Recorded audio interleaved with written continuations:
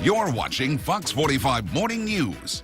All local, all morning. If you're not on track for your financial goals for this year, it is not too late to start working. Up next, we have advice from the experts on how you can get back on track. Well, it's never too late to get back on track when it comes to your financial fitness, and that's the message our next guest has. We have Kyle Winkfield of the ORS firm here with how you can get your money back in order. And I feel like we just talked about this as like making a New Year's resolution, and here we are over halfway through the year. And like, okay, if we haven't been keeping ourselves on track, what do we need to do? Well, the first thing is you gotta forgive yourself to move on. And I think, one of those things that comes to my mind is maybe in January you were really pumped up. You're like, I'm gonna save $200 a month, for example. And now here we are 7 months into the new year and you haven't saved a dime. Yeah. I just think about like diets. I mean, everyone's been on a diet where they fall off track. So I think about going to the party, you tell yourself, I'm not going to eat the cake, I'm not going to eat all the bad food, and then what do? You splurge, eat the bad food. It just looks so good, yeah. Right, and you go home and you beat yourself up. I'm one of the people who does that. So you got to forgive yourself to move on. And once you forgive yourself, then refocus. I think that's the key. You need to set a new goal, obviously, something more realistic, something you can attain.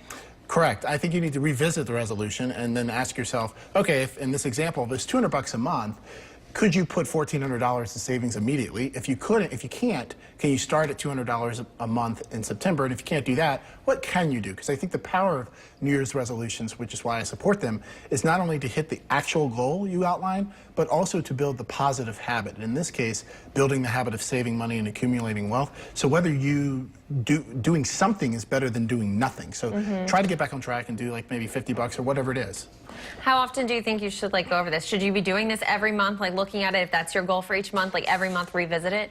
You should. I think you should. And I think one of the things that I like to think about is we spend so much time with our smartphones, right? So, always posting stuff to social media. There's an app for that. There's an app. There's apps out there that can help keep you on track, help keep you accountable. There's so many of them. So figure out which one is fit for your personality. So for example, maybe you just need constant reminders and things that help you keep track. Because just like when you're working out, if you start to see progress, success begets success. So I think in that case there, then there's other ones where you're like, I need it automated. So those will automatically debit or tied to your checking account, and it'll just debit and save the money for you. But remember, leverage technology. Instead of posting to social media so much, let's post some savings to our accounts. That's a good one. That's a good one. And no matter how financially fit you are, it's always good to have a goal that you're working towards. Oh yeah, I think a person without goals is like a ship without a destination. You're just out there. So I think you sometimes people get discouraged with goals, because I think one of the things I've noticed just with myself over these years, goals end up making you dislike where you are because you don't have what you aspire for. And I think instead of looking at it that way, say, okay, what can I do today? What can I do to stay on track? And I think that's the key. And part of that is setting goals and saying, and do baby steps. It's okay. If you've never saved money before, save something. $5. It doesn't really matter. Do something. Okay. Right?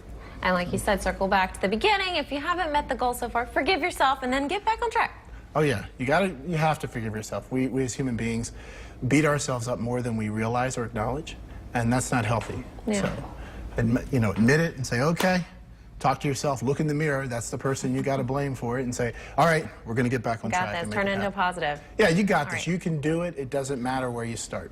Thank you, Kyle Winkfield. We appreciate you coming in. I love being here.